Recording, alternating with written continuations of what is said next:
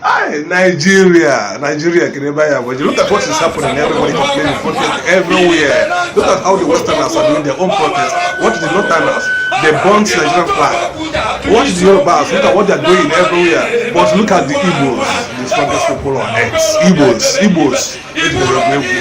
What any hisika? Also, $1 now, $1, 10,000 naira. Igbo ya name here. Mwanga business man they grow self. Watch you go in Igbo. Watch here kwamozo open a burial. Burial if you see can lap rice 77,000. Cement almost 15,000. Everything on orgy. Look at dollars almost 2,000 something. Now watch here Hindi Igbo name in a burial. Upon the hardship, okwa burial likide nearly phone ni adolo. Ihe eji akwa aka bụ champagne ka eji anwụ mmanya ma na-aza anwụ bia ka ihe niile nọ n'ọjị ndị Yoruba na-ebe ndị Hausa na-ebe. Look at one of the northerners supporting na ndị Igbo hijack go the government of Bola Ahmed Tinubu. Na ha ghọtara ihe na-eme. Look at the Igbos mgbe ihe isi ike ka aja pump fine mana ndị Igbo ka na-eme ka emegide. You know what I'm saying? I'm saying the truth, yes. All these things now need an emeu emegide ndị Igbo still they're progressing more and more on top. God in your account uche. What you go to hear me na burial? What you hear me na burial? Kifu ndị otu ụkwachi n'aka ndị club ya ihe na-eme na burial. Watch ya champagne ka eji egwu. What do you megide ka emegide ndị Igbo? Igbo are the strongest. God created them to the highest call. I want to be able to see explain here. Just to watch the burial. Watch him in a burial. Yeah. Watch here. Upon easy getting on 30th November this particular year, I need to answer. Nanke watch naka. On acquiring mamuya, Bob on acquiring mamuya na papier, on acquiring mamuya na papier, and spend millions. Stop an APC car on 30th of November. Watch naka niftenansa. Watch naka niftenansa. By heading the all those lists to iftenansa. Watch naka.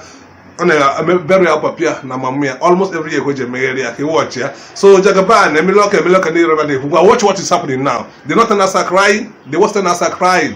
What about Easterners now enjoying upon the hardship?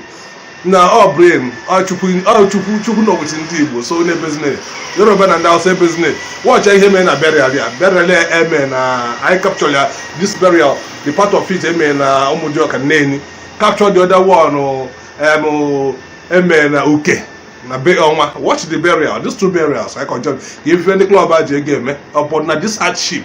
Watch the burial. Remember, I'm going to all those list to if the NAS on 30th November. Nankonye Okwachi Naka Nifle Thank you. Watch the burial. I'm going to waste too much of your time. Watch the video. Watch the man. Watch.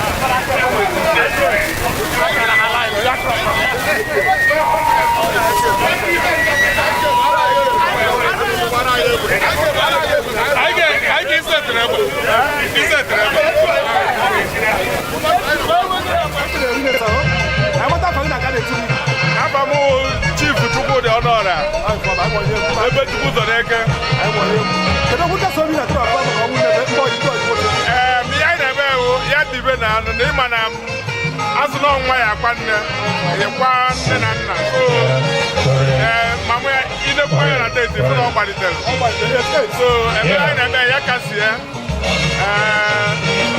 ka anyị maka anyị nwanwe ndụ nọkwa anọ wee anyị durukwa ogologo ndụ duru etu a nwaanyị a si wee nọ anyị wee na-asị na ọ ga-abalị ya anyị na-arịọkwa ka Chineke mekwa ndị niile bịara ebe a ka ha were ụkwụ ha ji wee bịa nakwa n'udo n'aha Jizọs Kraịst bụ onye nwe anyị na anyị na-asị ya dibe ya kasị ya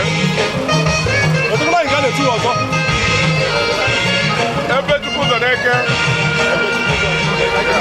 daalụ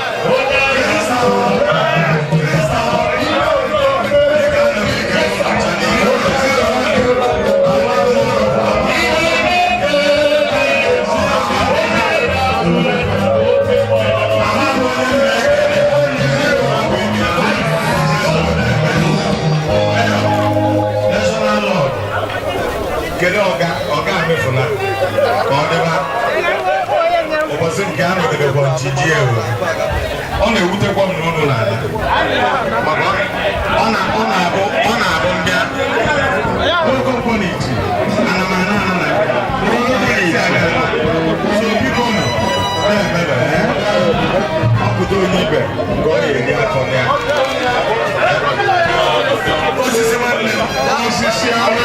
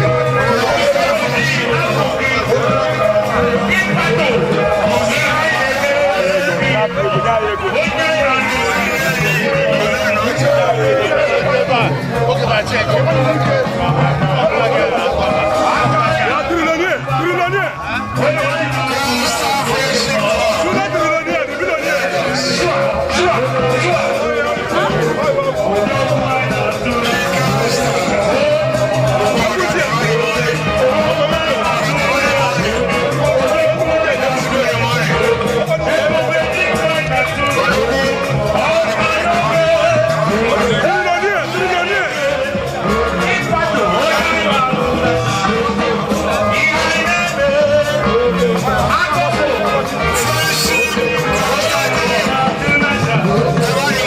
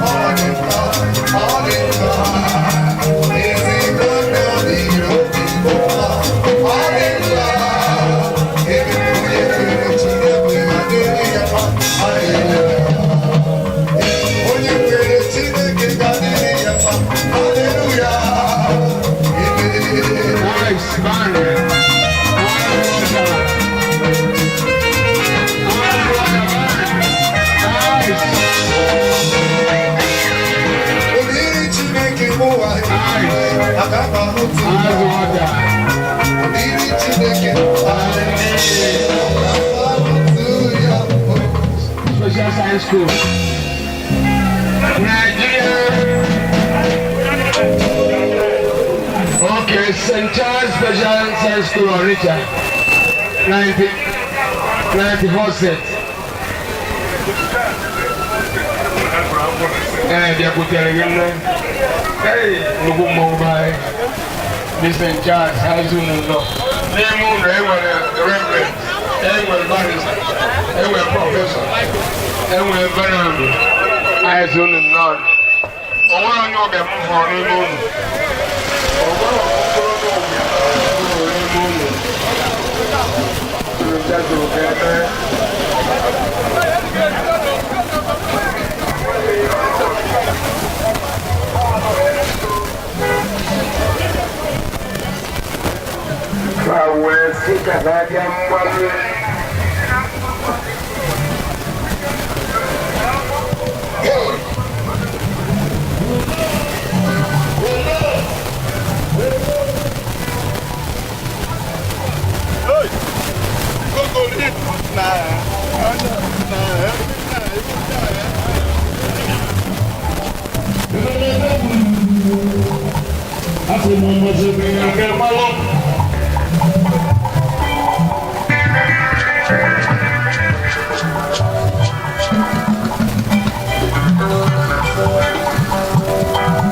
Also back on us again.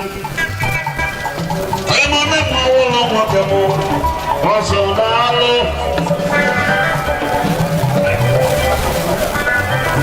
we will let you go walk and make an one needed.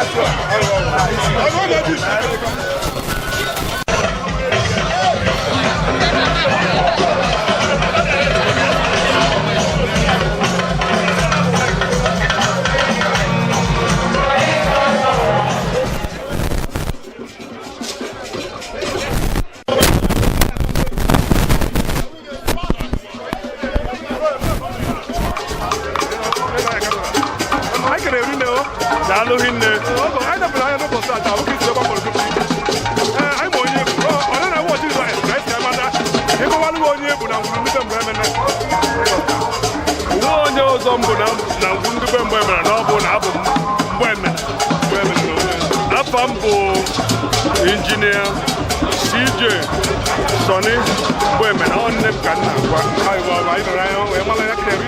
ike si na chi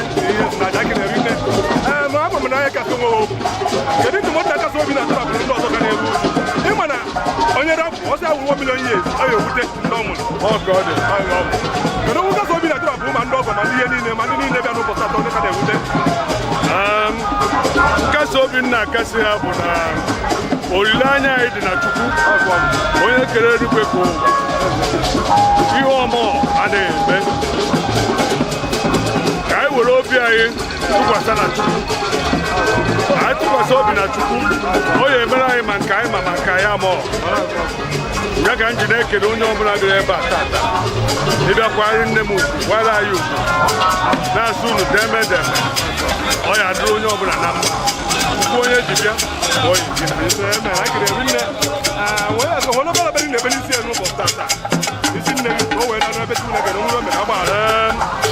ana m ekpe na-asị na ọ ya ana na ndụkwa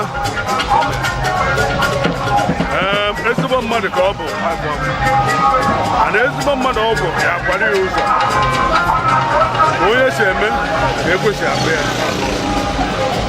amara m ya zi nne mara ya si ezigbo nne ọ harịpụrụ m ya ka m ji maa na ọ na-ana na ndụkwa na ekpere m bụ na in the name of Jesus ọ ya eru wee chere anyị mgbe anyị abịa na anyị ekele nne n'ụbọchị atọ anụ nwa anyị na skedezi ekpere na-ekpe na ndị niile bịara bịara otu a na-anachazi ebe asị ekpere m na ndị niile bịara ebe a bụ ukwu onye ji bịa ka o they will go safely ndị ntọ anyị apụba accident anyị apụba anyị anụ akwụkwọ ọma n'isi onye ọbụla bịara ebe a taa n'aha Jizọs Kraịst anyị kelere nne n'otem ka a na-etu nna ike si na chi na nneni ike si na chi nke izizi na di ọka nneni anyị kelere nne wesị ijide ka ọnụ ya gwa nne anyị kelere nne ike si na chi anyị ekelekwa n'ọha na eze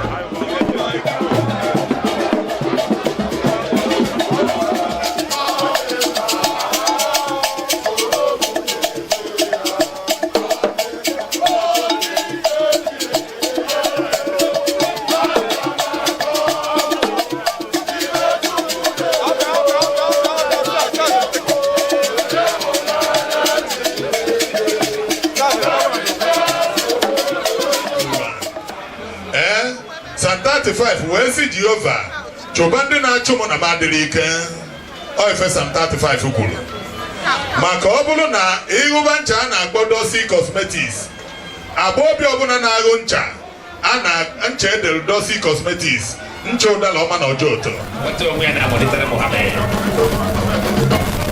mana ịbụrụ onye Ọnịcha ihe eji Fraịde agụjere mba n'ezi n'ifte Nnewi atụ Obi Japan the chairman of Tokyo Bar agụjere mba n'ezi n'ifte na-ekene ekweghị and the super high chief Ifeanyi Chukwu nwoke dị ike the mayor Eze Chineke Ndo nke agụrụzi Igbo Eze Chineke eji suya eje Abuja supply ya anyị kenere all the members of Amuwo Fitness ndị anyị ji eje mba na mba Facebook Eze Azụ Ezienebụ Presto of One Friends Club Chief Ifeanyi Chukwu etu Katọlik isi wee nwee population ezigbo onye oke kedu maka Chukwu Emeka ọra na anọ ezigbo anyị nwoke na anị ala. Ladies and gentlemen, achọrọ m ka mana onye Lagos natara akwụkwọ n'ozugbo bụ onye Abuja ọsị ewere Friday bịa Tuesday morning ibulu onye Ọnịcha wee mụọ gị nwaanyị na Friday o wee gwa gị na ndị ochie mụrụ mmanụ na-agwa ozu n'ala maọbụ n'oke i wee mụọ gị nwaanyị n'oke si abịalụ gị wikendị ọ gwa gị na alụ adịrị ya nọ na-enene exam n'Ọka malụ na ojebe lokeshọn n'Ọjọto maka onye Lagos ga-aka ubi were 50,000 naira tọmọtalụ nwatakịrị nya ya larụrụla ọma mmetụ ya aka ma na-akpasa nkata akpagide nkata Friday Saturday ụtụtụ Sunday nwatakịrị mmadụ anabala oke skuul mana onye Ọnịcha nye gị 7,000 onye Ọnịcha ka obi nye gị 7,000 ụtụtụ Friday ọ gwaghị were 2 o'clock ya ịbịa na Friday na 2 o'clock oje ofu ọnụ wee nwụwa ahụ jebe akwamozu ọ nata akwamozu na 7:30 before 10 o'clock oje n'obodo na-abụọ ihe ọ na-abịa ebie before ị na-azọ waya oje bịa ụgbọrọ ịmadụ ọhamadike na ala uke ọ bụrụ na eburu nwoke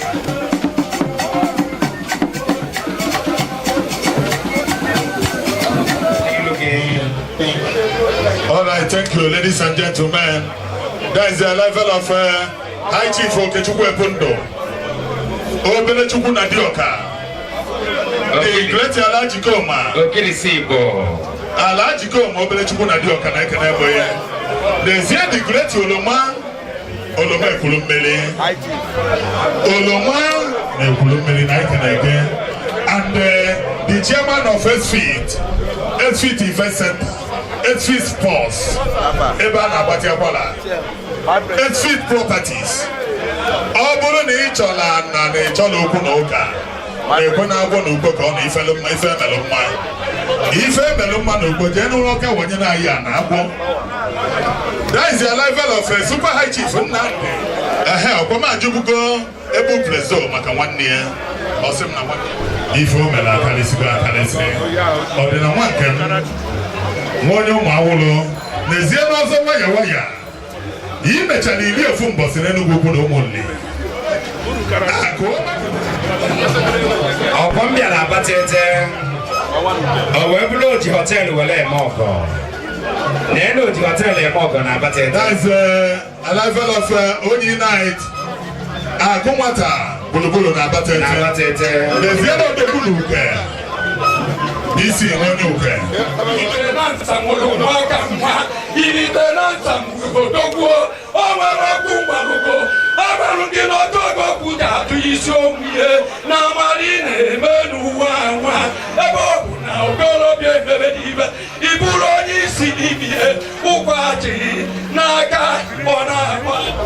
My name is Sir Moses Kano Ebube Arochukwu Ikemba Arochukwu.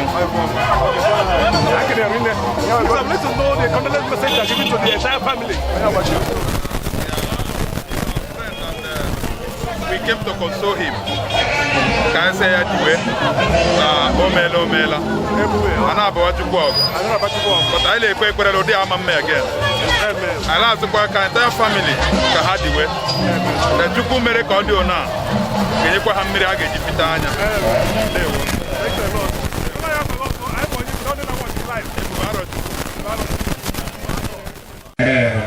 Dasuki. Okwe kuchalo mwayi. Na-ekwenu Dasuki. Ndoza na ọcha. Ikenga na ọcha.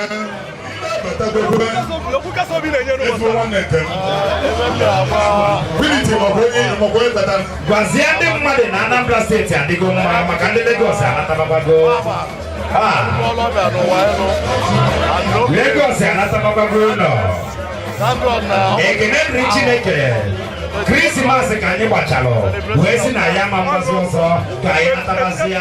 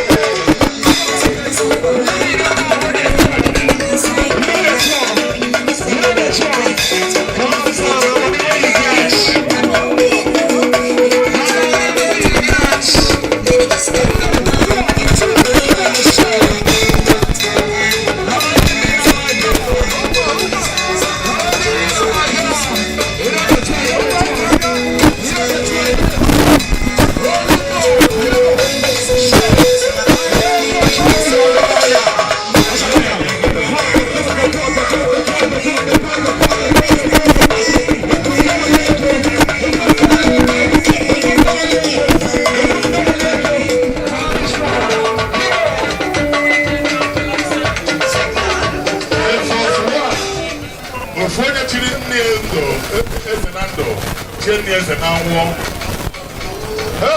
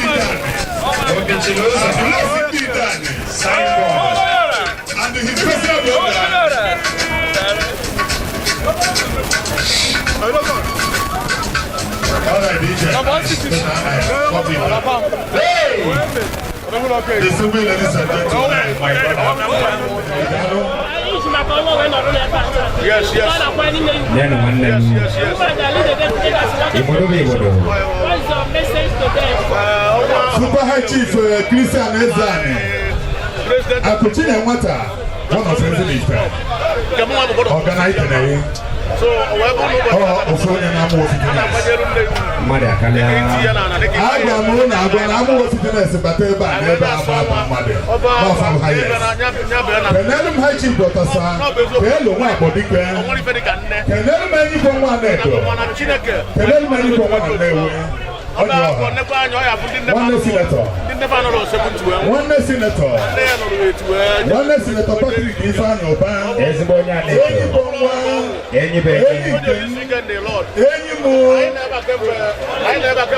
Charlie and Ade ain't gonna sign. I just said the more as I make all the Manu Moji, the managing director of Popo Gade, the Popo Recorde, you are highly welcome. Ha! Ọ̀pọ̀pọ̀ Makade and Kipazoa. Check your Fuma, Oblona Munigina, okay, Tunisia Naba, Nawada, the Gupu. When we don't get Bakaba, Oblona Munigina, okay, and the Munigis of another weekend there. Tunia Naba, Makopoto, Tunia Naba, Makade, Bokitaga, the letter, Chiniaka, when they say no, Makade, Mama, no Bruno Munigina. And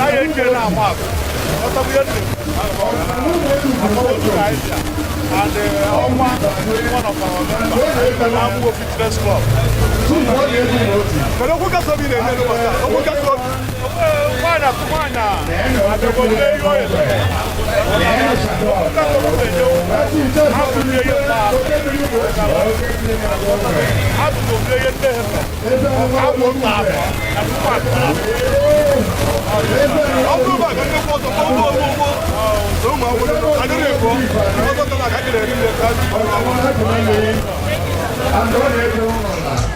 However, no matter the age, even if it's 200 years, you have to cry because we are losing someone. Take solace in the house of God. Have faith. God has protected your mother to the age of 58. We are here today to celebrate our life. Considering the fact that she lived a very well life, you took care of your mother when she was alive. Take heart. We pray that Almighty God will accept our soul in Jesus' name. We that are living, may God protect us. Give us the heart that is love. And we pray that anybody in this family will live longer than your mother. We are praying for over 100 years. We start with health and very healthy. Take out and may God be with us in Jesus' name.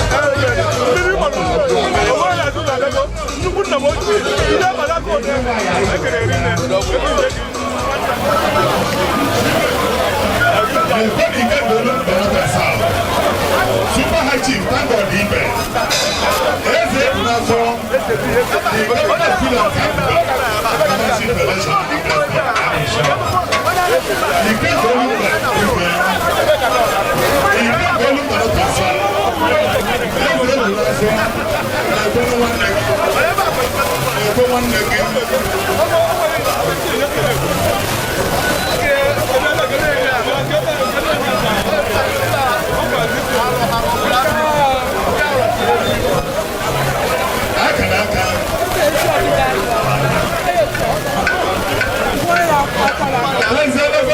Chief, you said you took us out there. How can I support you? They make a woman an altar. We get to open the back of one of the elephant security dog. I stay down long. Here you see the hotel. Here you see the hotel. Angel Motors. Bye-bye.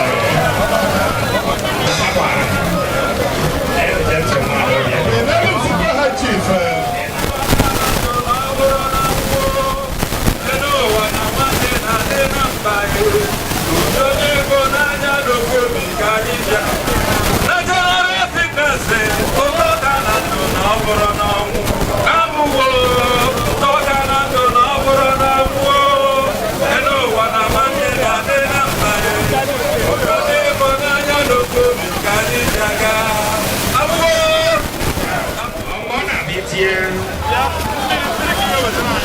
I believe.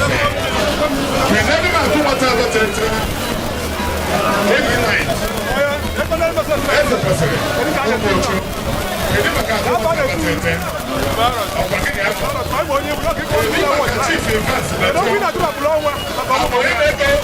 president,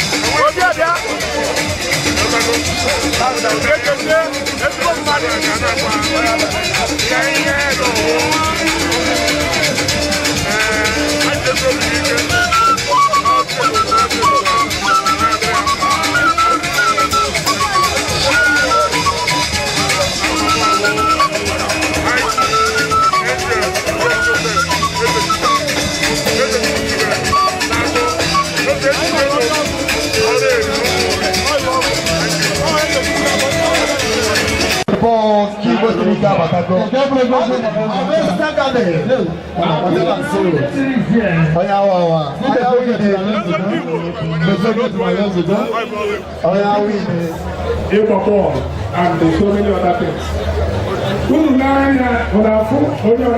things. Despite the age, so the reason is because of behind them. Only about the first time I had to that. I'm not going to get back before. Move from there. Here I second time I had. But the moon, I am a beer about my phone. I want to marry my bike. I carry 100 years with war. I celebrate here, celebration of life. Mana behind the benefit, I actually know. So Chapa and I'm 70 years old. So no watching that. Behind to where they are carrying better for my Mona Hari.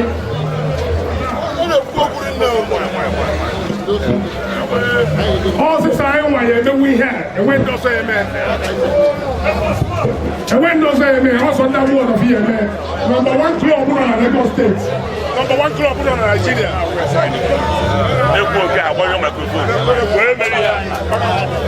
Who do that thing?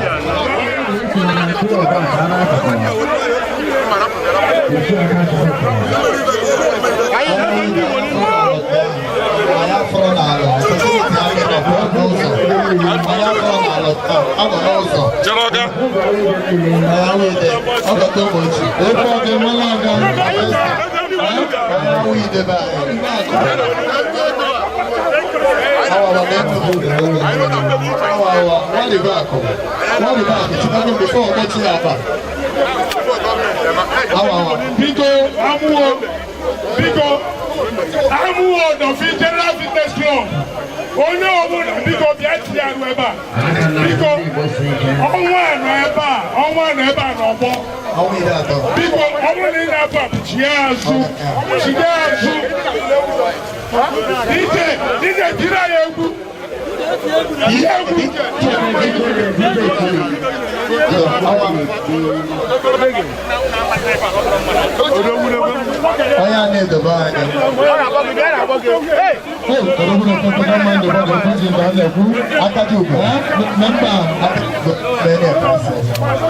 Dájú bàbá ẹ̀ ọba wẹ̀ ẹ́ táwọn náà sà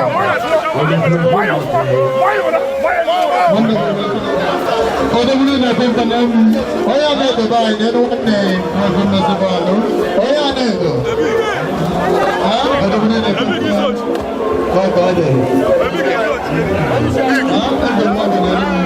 ọ̀yà tó tètè jù wọ́n dé ìbùkà ọ̀tẹ̀rẹ̀ yẹn náà tètè ezigbo mmadụ iji nwoke ọba mụ na anyị dọsị na ụwa si ahụ onye keriti daalụ